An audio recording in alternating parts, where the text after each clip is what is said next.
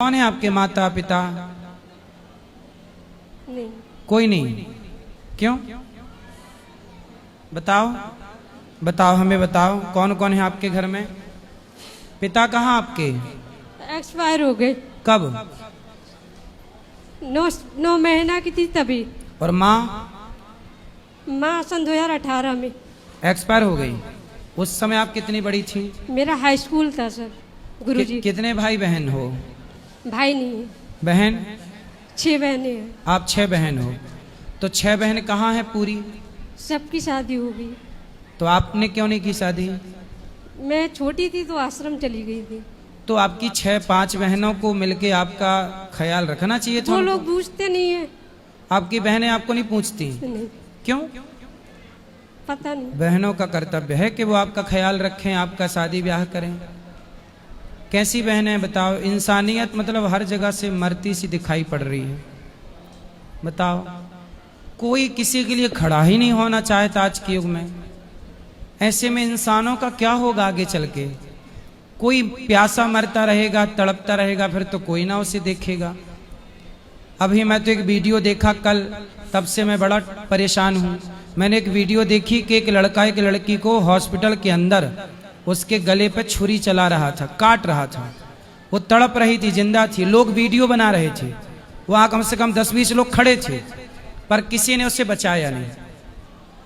मतलब आजकल सबको वीडियो चाहिए, कंटेंट चाहिए, जिंदगी की कोई कदर नहीं है साहब। आज कोई मरने लग जाए तो यहाँ वीडियो सब बनाएंगे, पर बचाने का कोई नहीं। उदाहरण है वो हॉस्पिटल का, मैंने कल देखा वीडियो। मतलब देखो, ये सगी बहन 5 बहनें हैं, पर इसे कोई अनाथ आश्रम भेज दिया। ऐसे बताओ, कल को इसका कोई शोषण कर ले, कल इसके साथ कोई दुर्घटना घट जाए तो कौन जिम्मेदार होगा?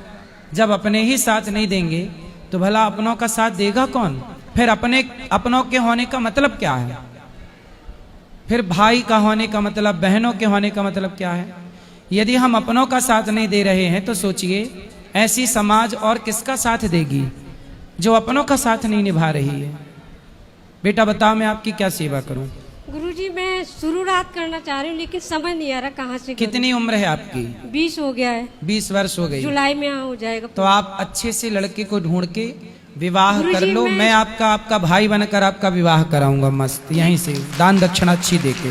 गुरुजी, मैं अभी पढ़ाई भी कर रही हूँ, मेरा BA फाइनल ईयर है। नहीं तो आप पढ़ाई करो, पर विवाह के बाद भी तो पढ़ाई हो सकती है ना बेटा। लेकिन भरोसा नहीं है। किस पर? किसी पे नहीं है। भगवान पे भी नहीं? भगवान पे है, लेकिन किस पे नहीं है बताओ?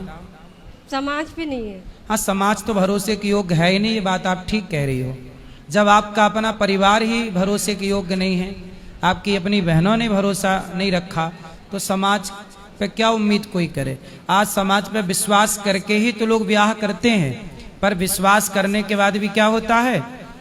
महीने भर बाद तलाक का केस लग जाता है, और लड़की 20 लाख रुपया मांगती है, 50 लाख रुपया मांगती है, और कहाँ से भी ला के देना पड़ता है।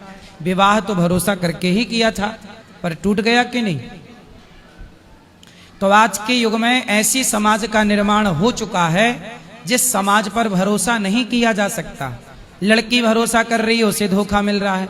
लड़के भरोसा कर रहे हैं, उसे धोखा मिल रहा है। अब समाज को डर लग रहा है कि भैया भरोसा किस पर करें।